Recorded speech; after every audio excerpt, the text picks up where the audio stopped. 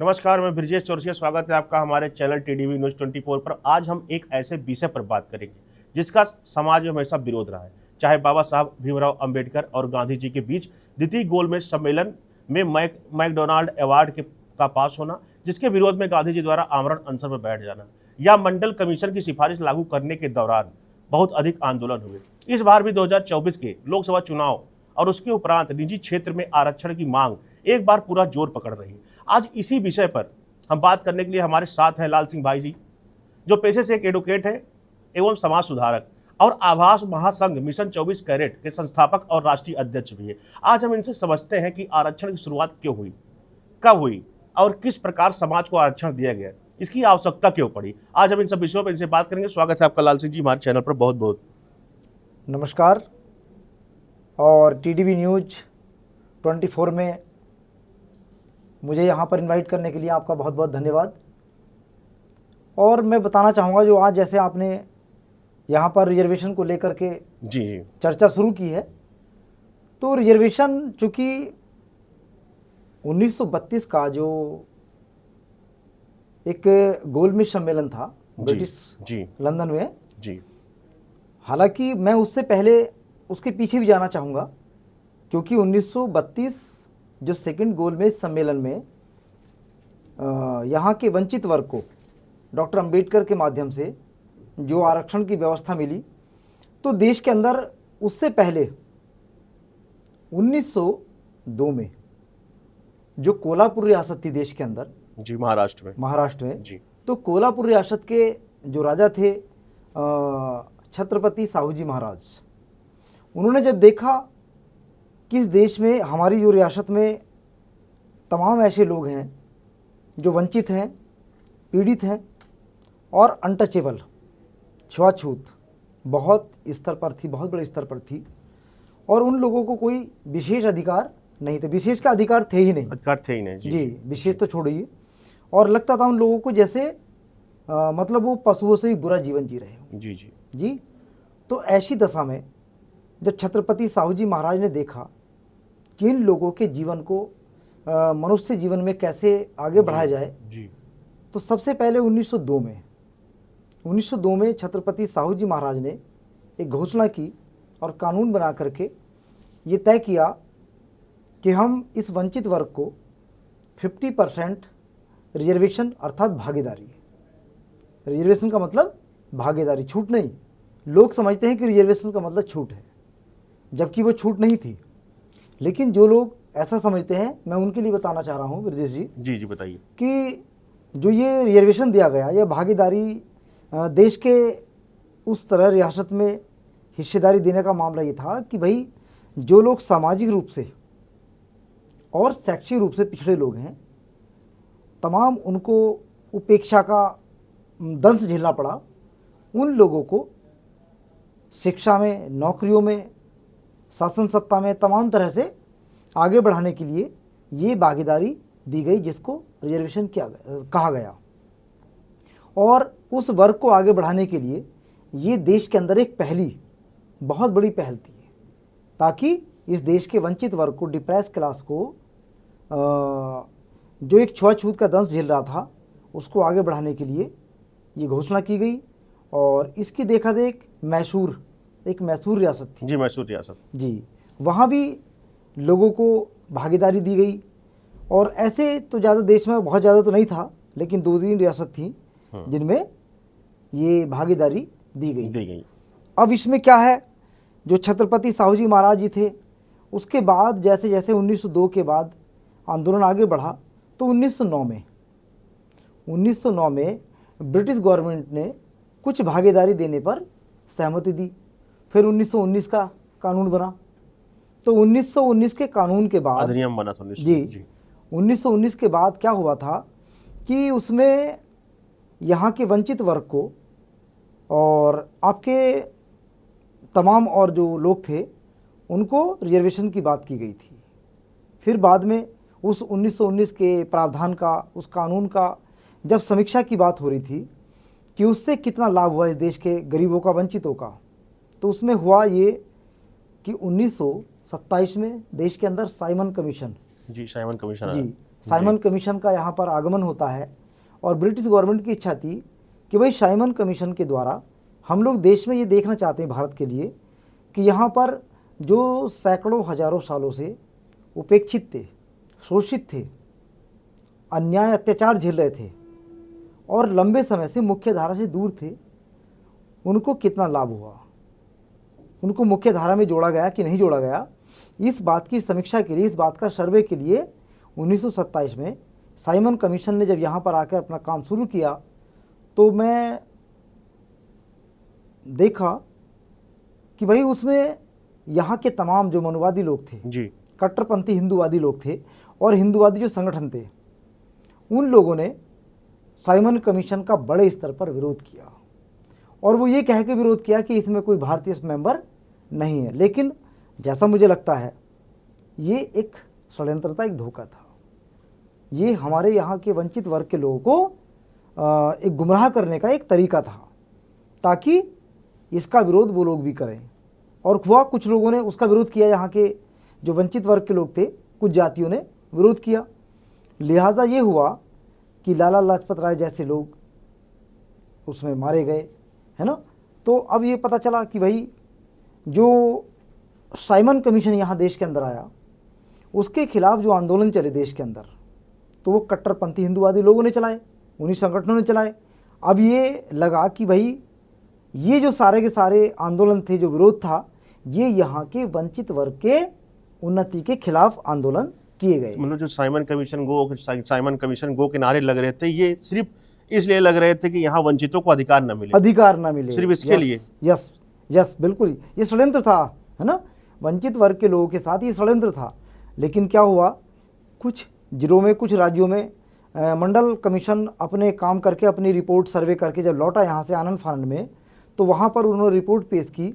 उसका ये परिणाम हुआ कि भाई कुछ राज्यों में जिन जातियों को आरक्षण की बात हुई, दूसरे राज्यों में उनको आरक्षण की श्रेणी में नहीं रखा गया, है ना। तो जिस समय 1932 में जब ये गोलमेज सम्मेलन होता है जी, तो 1932 में अनुसूचियाँ बनी। अनुसूची मतलब जैसे अनुसूचित जाति जी, अनुसूचित जनजाति। तो कहने का मतलब अनुसूचित जाति जनजाति ये कोई जाति नहीं है जी, ये एक अनुसूची, एक लिस्ट है जी।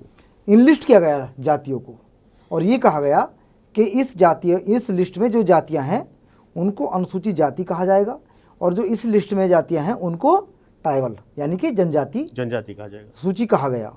तो क्या हुआ फिर उसमें, अब ये हम देखते हैं कि डॉक्टर अंबेडकर ने जो इन जातियों को अधिकार दिलाने की 1932 में डिमांड की, डिमांड खास तौर से क्या थी कि पहले तो सैकड़ों हजारों सालों से यहाँ पर वंचित वर्ग को शिक्षा के अधिकार से वंचित कर दिया था लंबे समय से, और वंचित करने के बाद फिर मुख्य धारा से दूर कर दिया गया।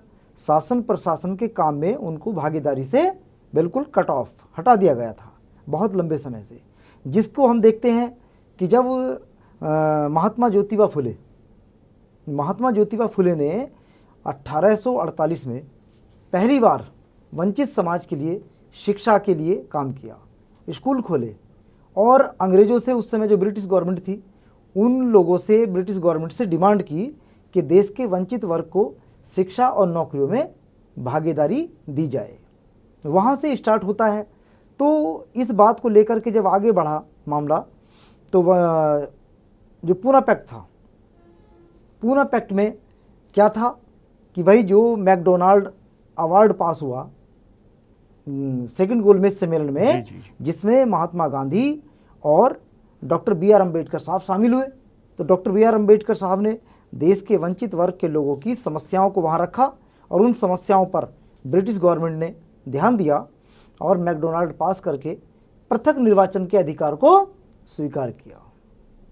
ठीक, अब क्या हुआ, जहाँ तक बात फिर से आती है कि भाई गांधी और अम्बेडकर के बीच विवाद क्यों हुआ, जी, ये बात महत्वपूर्ण है। जी। महत्वपूर्ण बात ये होती है कि जब वहाँ पर सेकंड गोलमेज सम्मेलन में ये बताया गया कि भाई यहाँ पर सेपरेट इलेक्टोरल की व्यवस्था यहाँ के वंचित वर्ग को दी गई है, अर्थात पृथक निर्वाचन, जी, जो 1909 में यहाँ के अल्पसंख्यक समुदायों को दिया गया था। तो अब उसके बाद महात्मा गांधी जी पूना में जो यरवदा जेल में जाकर के उन्होंने अनशन शुरू कर दिया और यहाँ के वंचित वर्ग के लिए जो पृथक निर्वाचन का अधिकार दिया था उसको समाप्त करने पर तुल गए। अर्थात ये भी जो है एक वंचित वर्ग के लिए एक षड्यंत्र। क्या कारण था जो पृथक निर्वाचन के खिलाफ थे महात्मा गांधी, इसको थोड़ा बताइए। हाँ, पृथक निर्वाचन के खिलाफ ये थे, वो ये कहना चाहते थे कि भाई जो यहाँ के वंचित वर्ग को पृथक निर्वाचन सेपरेट इलेक्टोरल का अधिकार दिया जा रहा है ये गलत है। क्यों? क्योंकि यहाँ की जो वंचित जातियाँ हैं वो सब हिंदू जातियाँ हैं और अगर ऐसा किया गया तो ये हिंदू धर्म जो है ये टूटने के कगार पर आ जाएगा। उनको ये खतरा लगा रहा और वो वर्णवादी व्यवस्था को बनाए रखना चाहते थे। नहीं तो वर्णवादी व्यवस्था अर्थात एक शोषणकारी व्यवस्था थी। अच्छा, अगर गांधी जी वर्णवादी व्यवस्था के समर्थक थे या उसके जो है विरोध में थे? वो तो वर्णवाद को स्थापित करना चाहते थे, वो अपने धर्म को स्थापित करने के लिए उन्होंने काम किया है। तो अगर ये देखा जाए तो अगर हरिजन नाम जो है सर्वप्रथम जो है गांधी जी ने दिया था, तो हरिजन मतलब भगवान के जन, तो अभी बात हाँ। हालांकि ये रिजर्वेशन से बहुत अलग मुद्दा हो गया है। हाँ। लेकिन मैं हल्का सा बताता हूँ थोड़ा सा जी। हरिजन का मतलब भगवान के जन, यही कहा जाएगा। जी। तो मैं बताता चलूँ कि हरिजन कौन थे। हरिजन चूँकि साउथ में जो आज मंदिर हैं वहाँ पर एक देवदासी प्रथा थी, हालांकि कुछ मंदिरों में आज भी चल रही है। वो देवदासी प्रथा क्या थी कि जिस परिवार में पहली बच्ची पैदा होती थी, बिटिया लड़की, वो लड़की मंदिर को दान दे दी जाती थी और मंदिर को दान देने के बाद जब वो बिटिया जवान होती थी और उन मंदिरों में जो साधु संत वहाँ पर रहते थे उनकी सेवा करती थी, वो उनके लिए खाना बनाना, साफ़ सफाई करना, कपड़े लत्ते धुलना और फिर उनके साथ साथ रात को संभोग भी करना होता था। उन देवदासियों का काम था ये। और उनसे जो उन कवारी लड़कियों को बच्चे पैदा होते थे उन साधु संतों से, उन बच्चों को हरिजन कहा गया। इसलिए डॉक्टर अंबेडकर ने उस समय विरोध किया और इस पर आज भी सुप्रीम कोर्ट के द्वारा प्रतिबंध लगा है कि कोई अपने आप को हरिजन वर्ड यूज नहीं करेगा। दूसरी बात, अगर हम लोग गांधी के अकॉर्डिंग अगर यहाँ के अनुसूचित जाति के लोग हरिजन है, खासतौर से चमार को अगर हम लें, कई लोग हरिजन लगाते भी हैं तो वो मूर्खता की बात करते हैं। ठीक, हरिजन मतलब भगवान का जन, और अगर भगवान के जन है तो फिर हम ही क्यों, यानी कि चमार ही क्यों? फिर गांधी भी तो हरिजन है, नहीं? फिर तमाम जितने भी इस देश के दुनिया के लोग हैं वो सब हरिजन हैं जी। और अगर साउथ के मंदिरों के कॉन्सेप्ट को, सिद्धांत को आप इस देश के चमार जाति के लोगों पर, शेड्यूल कास्ट के लोगों पर लागू करते हो तो वो फिर कहना चाहिए कि वो नाजायज़ औलाद कैसे? भाई यही तो कॉन्सेप्ट हो गया कि वो नाजायज़ औलाद है जिनको साउथ में मंदिरों में रख के पाला जा रहा है। तो यहाँ पूरे देश में ऐसा कोई कॉन्सेप्ट नहीं है। हमारी माता, हमारे पिता शादी किए और समाज ने सहमति दी, तब जाकर हम लोग पैदा हुए हैं, तो हम हरिजन नहीं हैं। इस बात को हम कॉन्सेप्ट को समाप्त करते हैं जी। तो आइए हम मुद्दे पाते हैं, तो आगे क्या रहा? आगे अब वो बात चल रही थी रिजर्वेशन की जी। तो रिजर्वेशन आखिर क्या है? रिजर्वेशन मतलब एक वंचित वर्ग को, डिप्रेस क्लास के लोगों को मुख्य धारा से जोड़ने का एक सिद्धांत, एक प्रावधान किया गया था जी। और उसी प्रावधान के तहत जी देश के अंदर जिस समय संविधान लागू हो रहा, भाई 1935 में भी जो कानून बना, भारत कानून बना करके जो ब्रिटिश गवर्नमेंट ने 1935 का अधिनियम तैयार किया, उसमें शिक्षा में और सरकारी सेवाओं में यहाँ के वंचित वर्ग के लोगों को, अनुसूचित जाति जनजाति के लोगों को आरक्षण की व्यवस्था लागू की। उसके बाद धीरे धीरे उस समय आज़ादी का आंदोलन भी तेज हो रहा था और आज़ादी के आंदोलन के साथ साथ डॉक्टर अंबेडकर बिल्कुल पूरी तरह से सतर्क थे कि हजारों वर्षों से जो पीड़ित और शोषित जातियां हैं उनको इस देश के आज़ादी के बाद कैसे अधिकार दिए जाए। तो उस समय देश आज़ाद हुआ 1947 में, और देश आज़ादी के बाद जब संविधान निर्माण हो रहा था तो संविधान निर्माण में डॉक्टर अंबेडकर को कॉन्स्टिट्यूशन असेंबली में मेंबर चुना गया और मेंबर चुन करके सितंबर 1947 को डॉक्टर अंबेडकर को ड्राफ्टिंग कमेटी का चेयरमैन बनाया गया। तो फिर डॉक्टर अंबेडकर भी खुश हुए कि भाई मैं अब अपने समाज के लोगों के लिए कुछ व्यवस्था इसमें रख दूंगा। तब ये चाह करके जब इसमें संविधान में बात चली और संविधान 1950 में लागू हुआ जी। तो प्रावधान किए गए कि इस देश के अंदर जो अनटचेबल थे और वीकर लोग थे, सोशली एंड एजुकेशनली जो एक कमज़ोर वर्ग था, उसके लिए संविधान में स्पेशल प्रावधान किए गए। और संविधान में जैसे आर्टिकल, अनुच्छेद हम देखते हैं तो सबसे पहले हम 15 आर्टिकल लेंगे। आर्टिकल 15 क्या है?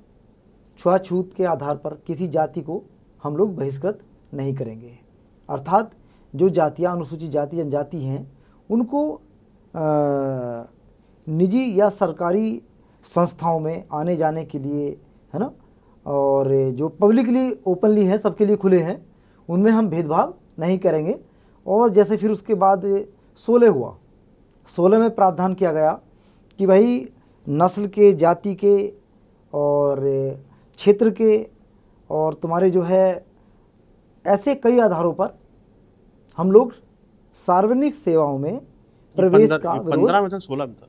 16 में जी। ये आर्टिकल 16 में है जी। सरकारी सेवाओं में। हाँ, सरकारी सेवाओं में। जी सर, जी सर। जी। तो सरकारी सेवाओं में उनको शामिल करने का प्रावधान किया गया। फिर उधर देखते हैं 17, आर्टिकल 17 आता है। मैं हल्का बहुत कम बता रहा हूँ, हाँ बहुत फिर ज़्यादा हो जाएगा लंबा ना। तो जी, तो अब क्या है, आर्टिकल 17 संविधान का जो अनुच्छेद 17 है वो अनटचेबिलिटी को जो है अपराध माना गया, अस्पृश्यता को, छुआछूत को, ठीक है। वो जब सबसे ज़्यादा इस देश के अंदर बहुत ही मजबूत तरीके से उसको स्थापित किया गया।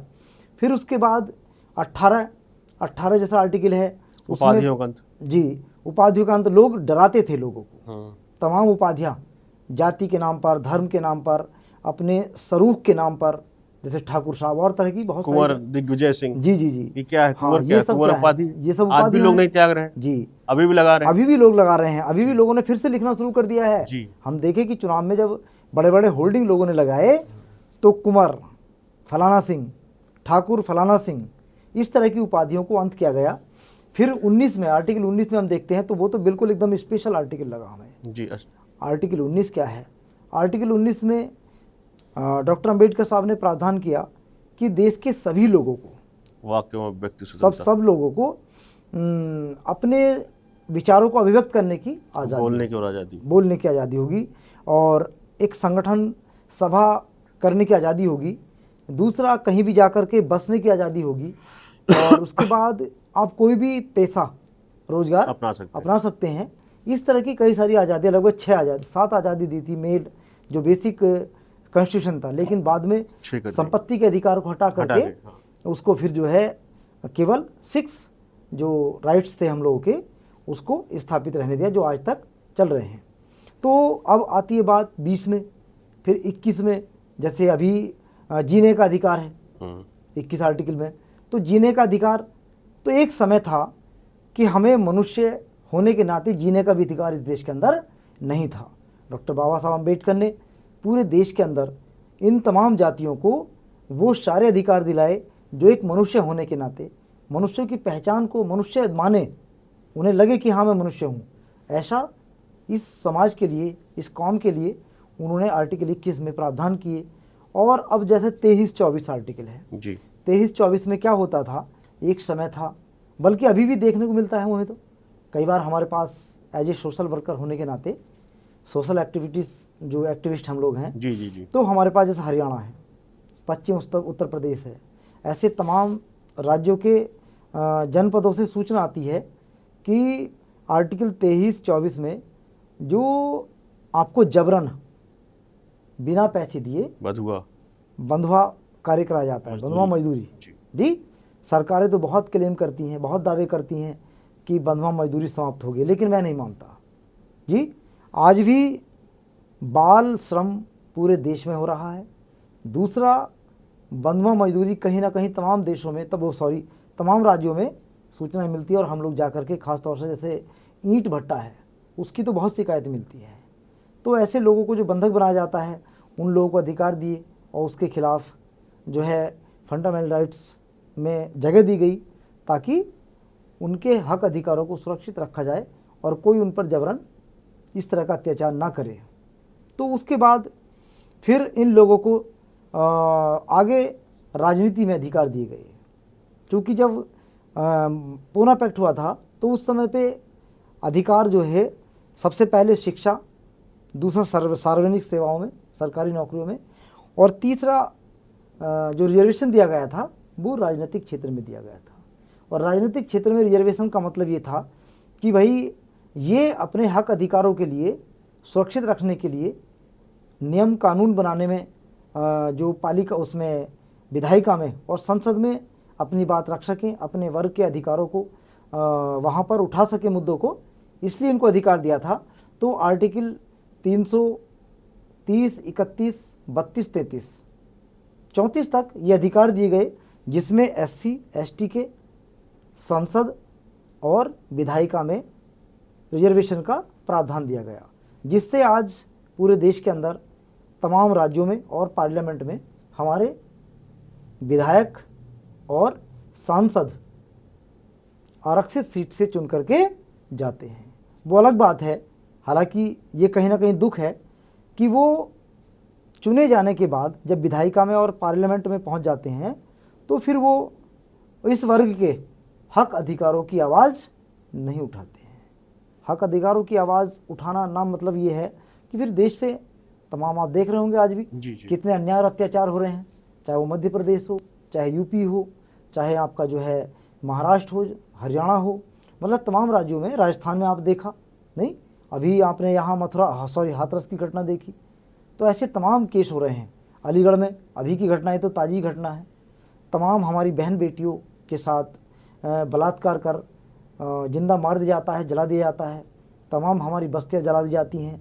और कहने का मतलब ये है कि राजस्थान में आज भी घोड़ी नहीं बैठने देते, घोड़ी पर नहीं बैठने दिया जाता, मूंछें रखने के लिए मार दिया जाता है, नए कपड़े पहन करके नहीं चलने दिया जाता, पढ़ने के लिए जाते आज भी समाज में दुर्व्यवस्थाएं अभी हैं, मतलब बहुत बुरा व्यवहार है। क्या लगता है कि क्या सभी जो है कि वाकई संविधान सही से लागू नहीं हुआ, ये सही संविधान सही इम्प्लीमेंट नहीं हो पा रहा है, इम्प्लीमेंटेशन सही से संविधान का नहीं हो पाया।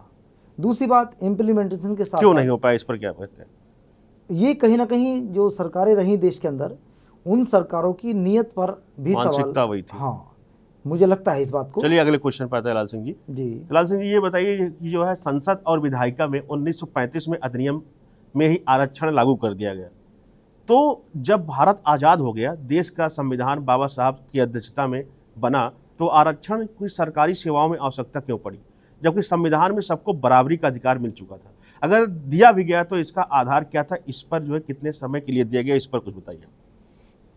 जो 1935 का अधिनियम बनाया ब्रिटिश गवर्नमेंट ने, उसमें डॉक्टर अंबेडकर ने अपनी पार्टी से कुछ प्रत्याशी जिताए, और ये अधिकार हमें राजनीतिक अधिकार था बेसिकली जी। उसके बाद राजनीतिक अधिकार के साथ साथ हमें शिक्षा में और सरकारी नौकरियों में भी अधिकारों की आवश्यकता थी। आवश्यकता इसलिए थी कि चूँकि बहुत लंबे समय से ये वर्ग सामाजिक रूप से, सामाजिक स्तर पर अस्पृश्यता का जीवन जी रहा था, और एक छुआछूत के दंश में ये स्थापित था समाज। चूँकि देश के अंदर जो हिंदूवादी व्यवस्था थी वो क्या थी, वर्ण पर आधारित थी, और वर्ण है चारों वर्णों में जो सबसे नीचे पायदान पर वर्ण है शूद्र वर्ण है, और शूद्रों का काम था ऊपर के तीनों वर्णों का ध्यान रखना, उसकी सेवा करना, और इनको संपत्ति रखने से, शिक्षा से और मुख्य धारा से दूर कर दिया गया। तो अब इन वर्गों को अधिकार देने के लिए जो 1950 में प्रावधान किया गया, उन प्रावधानों को कैसे लागू किया जाए, ये सबसे बड़ी बात थी। क्योंकि डॉक्टर अंबेडकर को बिल्कुल भी विश्वास नहीं था, और उनको एकदम डर था, भय था इस बात का कि भले ही बराबरी का अधिकार दे दिया गया, लेकिन जब तक वास्तविकता में व्यवहारिक तौर पे ये लोग बराबर नहीं होंगे, इनके अधिकारों को ज़मीन पर नहीं उतारा जाएगा, तब तक इनकी सामाजिक स्थिति में और शैक्षिक स्थिति में सुधार होने वाला नहीं है। इसलिए उन्होंने, डॉक्टर अंबेडकर साहब ने स्पेशल प्रावधान किए, और स्पेशल प्रावधानों को फंडामेंटल राइट्स के अकॉर्डिंग अंतर्गत रखा। और डॉक्टर अंबेडकर का तो एक विरोध भी रहा उस समय कॉन्स्टिट्यूशन असेंबली से, क्योंकि कॉन्स्टिट्यूशन असेंबली में जो मूल अधिकार समिति थी, तो मूल अधिकार समिति में जो अध्यक्ष थे वो सरदार वल्लभ भाई पटेल जी थे। जी। तो सरदार वल्लभ भाई पटेल ने मूल अधिकारों को दो भागों में बांट दिया। एक बेसिकली मूल अधिकार कहलाए गए और दूसरे अधिकार जो थे वो राज्य के नीति निर्देशक तत्व, अर्थात दो भाग हो गए। तो डॉक्टर अंबेडकर ये कहना चाहते थे कि अगर वास्तव में आप वंचित वर्ग के लोगों को, यानी कि डिप्रेस क्लास के लोगों को, SC ST को यहाँ पर अधिकार देना चाहते हो, तो फिर राजनीति के साथ साथ सामाजिक और आर्थिक क्षेत्र में लोकतंत्र की व्यवस्था स्थापित हो, इसके लिए DPSP में जो प्रावधान है उनको आप फंडामेंटल राइट्स वाले भाग में शामिल करो, इंक्लूड करो। लेकिन वो नहीं करा पाए और बाबा साहब की बात को ध्यान नहीं दिया गया। तो डॉक्टर अंबेडकर ने फिर इसका प्रावधान ये किया कि भाई जो आप फंडामेंटल राइट्स के अकॉर्डिंग अनुसूचित जाति जनजाति के लोगों को अधिकार दे रहे हो, उनके अधिकार अगर लागू नहीं होते हैं या उनके अधिकारों का उल्लंघन अगर होता है तो फिर उल्लंघन पर आपको सुप्रीम कोर्ट और high court article 32 supreme court, article 226 अर्थात 266 हाई कोर्ट में अपनी बात को रखने के लिए आपका अधिकार है। तो ऐसे ही DPSP को होना चाहिए था, लेकिन नहीं हुआ। लेकिन हम लोगों की जो डिमांड है, कि DPSP के कुछ प्रावधान जो देश के गरीबों को, वंचितों को सामाजिक और आर्थिक न्याय से पूर्ण कर सकते हों, उन आर्टिकलों को फंडामेंटल राइट्स में शामिल कराना, और अगर उन फंडामेंटल राइट्स का उल्लंघन होता है, विरोध होता कहीं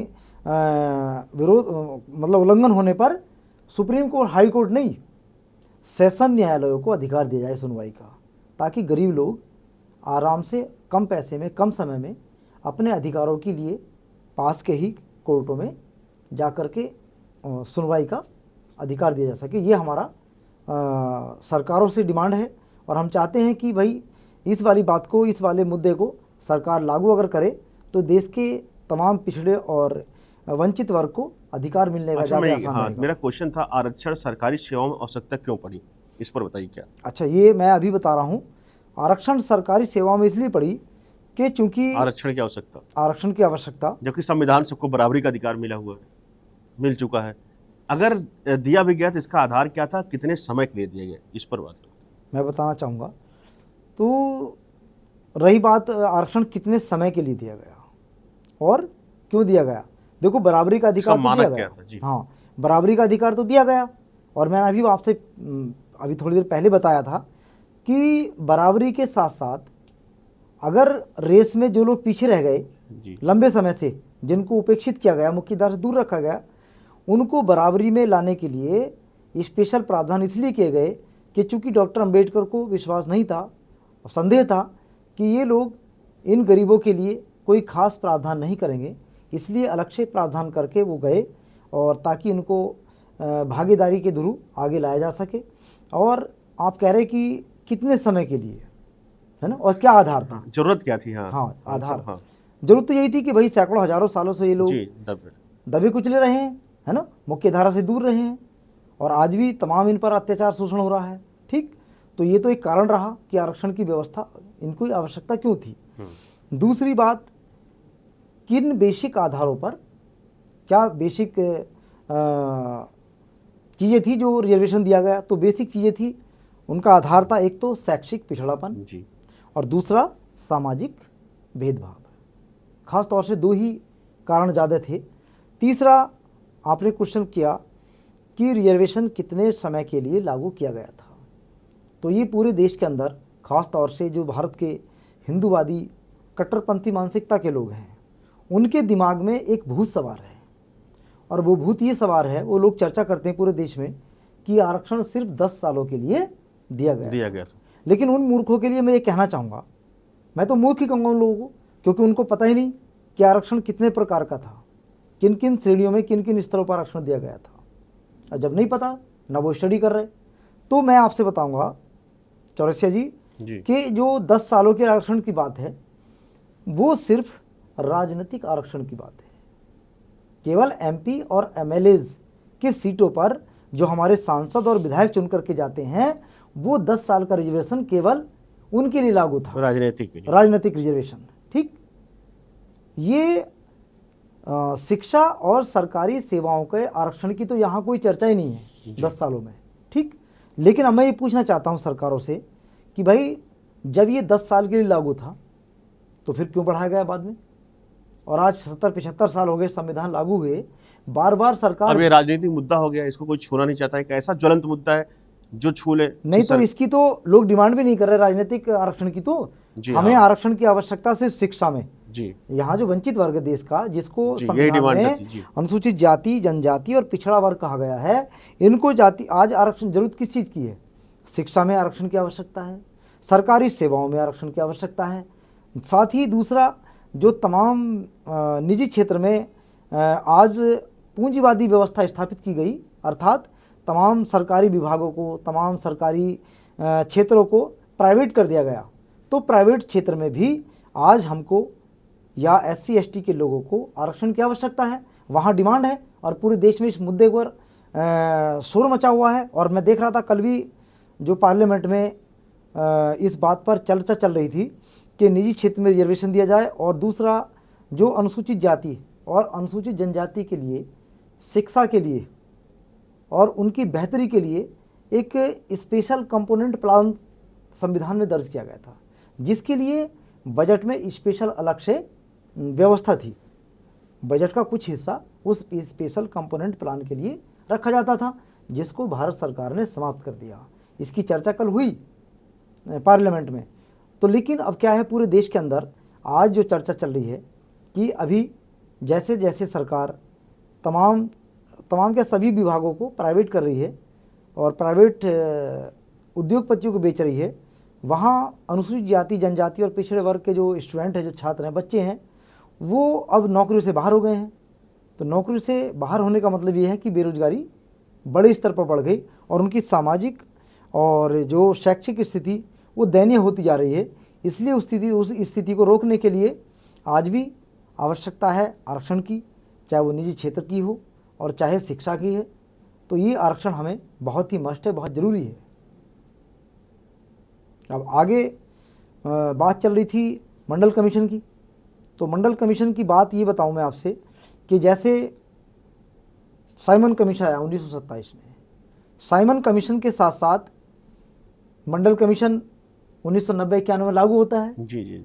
और उस समय उसका थोड़ा सा मैं इतिहास बताना चाहूँगा चौरसिया जी आपसे। बताइए।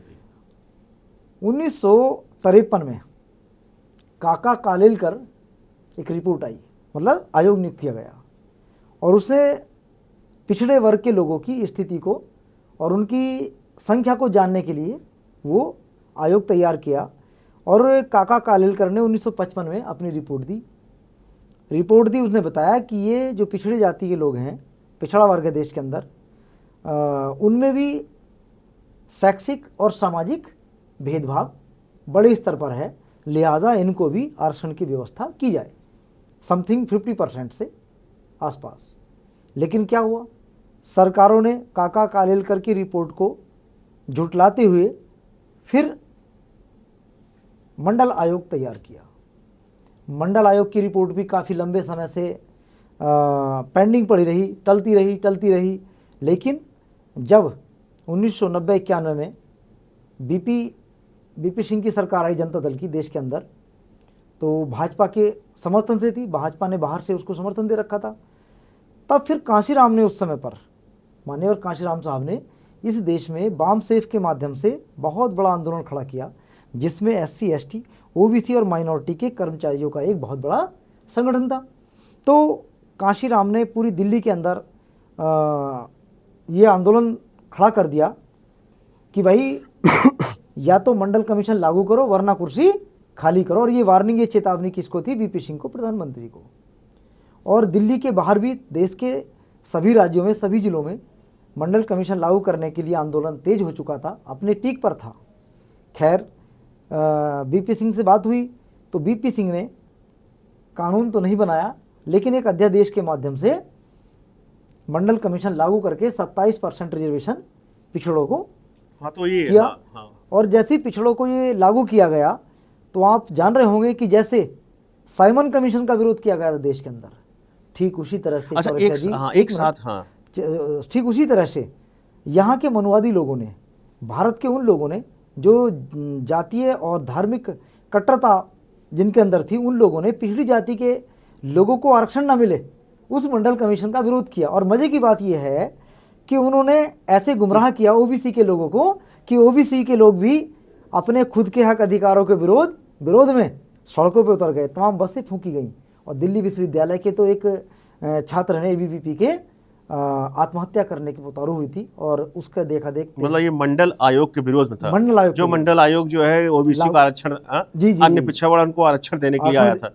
अच्छा, ये एक बात हुई है, जब मैं थोड़ा सा तय में जाना चाहता हूँ, अगर बात हुई SC ST का आरक्षण, ये परंतु अन्य पिछड़े वर्ग आरक्षण एक साथ क्यों नहीं दिया गया, क्यों इसको बांट दिया गया एक साथ? इसको लागू करने में इतना समय क्यों लग गया, इस पर थोड़ा बताएं। हाँ, तब इस पर आए। जी मैं बताना चाहूँगा। जी, मैंने अभी पीछे बताया था, डॉक्टर अंबेडकर तो केवल एक ही वर्ग बनाना चाहते थे जी, ओबीसी का, SC का, ST का, लेकिन व्यवस्था नहीं बन पाई। क्या हुआ कि तमाम हिंदूवादी जो नेता थे उस समय पर, देश की आज़ादी से पहले जब 1932 में गोलमेज सम्मेलन हो रहा था, तो डॉक्टर अंबेडकर ने सारी जातियों को इनलिस्ट करने का एक ही लिस्ट में प्रावधान किया था, लेकिन बहुत सारी जातियाँ काउंटिंग होने से रह गई थी जी। तो 1931 में जो जनगणना हुई थी भारत में, उस जनगणना को आधार बना के यहाँ पर रिजर्वेशन की व्यवस्था की गई थी। लेकिन क्या हुआ ये था कि यहाँ पर मनुवादी या कह सकते हैं कट्टरपंथी जो ब्राह्मणवादी लोग थे, उन लोगों ने तमाम ऐसे लोगों को उस लिस्ट में जाने से रोका और ये कहा कि भाई आपको ये चमार वाल्मीकि भंगी बना रहे हैं। वो लोग बाहर हो गए, उन्होंने उसका विरोध किया। और दूसरा मामला ये था कि जैसे जैसे साइमन कमीशन यहाँ पर सर्वे कर रहा था, तो सर्वे का विरोध किया इन लोगों ने, और पूरा सर्वे नहीं हो पाया सभी जातियों का, जिससे पिछड़ी जाति की जो आज पिछड़ी जातियाँ हैं, वो उनमें तमाम जातियाँ उस सर्वे से रह गई थी, जिनको इनलिस्ट नहीं किया गया। इसलिए SC ST के साथ ही इनका आरक्षण लागू नहीं किया गया। और इसमें दो बातें हो गई। तीसरी बात यहाँ पर जो सरकार है, सरकारों की नीयत पर भी यहाँ पर हम लोग प्रश्न चिन्ह करेंगे कि सरकारें नहीं चाहती थी कि यहाँ पर इन पिछड़ी जाति के लोगों को रिजर्वेशन दिया जाए। और जब दिया भी गया, देखिए मंडल कमीशन लागू हुआ, तो मंडल कमीशन लागू होने के बाद जब 27% आरक्षण दिया गया इन लोगों को, तो तुरंत ये लोग फिर कहाँ गए? कोर्ट में, सुप्रीम कोर्ट पहुँच गए सामान्य वर्ग के लोग, कि ताकि इस आरक्षण को रोका जाए। रोक तो नहीं पाए। सुप्रीम कोर्ट में ये डिसाइडेड हुआ कि भाई इनको आरक्षण की आवश्यकता है, क्योंकि ये लोग भी शैक्षिक और सामाजिक रूप से अभी भी पिछड़े हैं। ठीक है, अब क्या हुआ, तो फिर जब ज़्यादा नहीं चल पाई इन लोगों की, मनुवादी लोगों की, तो इन्होंने फिर एक और उपाय किया। उसमें उपाय फिर ये किया इन लोगों ने कि भाई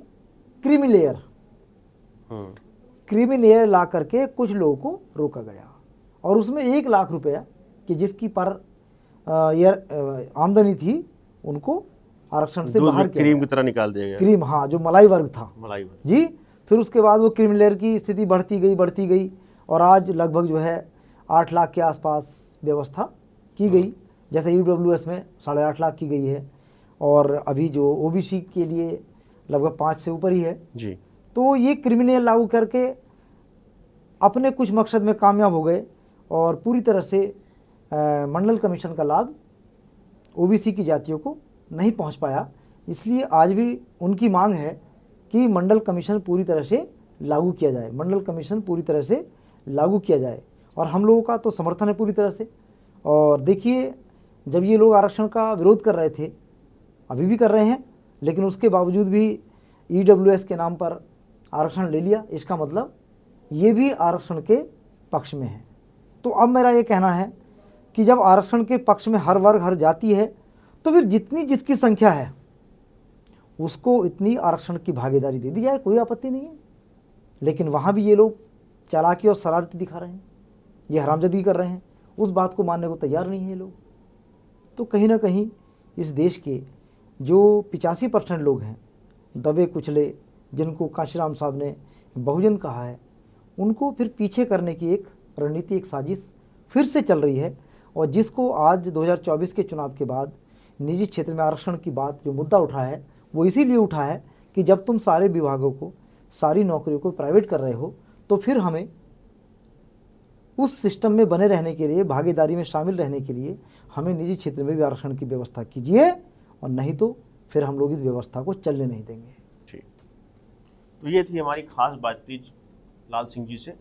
आगे भी इसका एक एपिसोड और आना, हम और भी बात करेंगे आरक्षण पर, आरक्षण को और भी तह से जानेंगे और विस्तार से जानेंगे। तब तक के लिए जो है ऐसे ही खबरों के लिए बने रहे टीडीवी न्यूज़ 24 पर। तब तक के लिए नमस्कार। नमस्कार, जय भीम।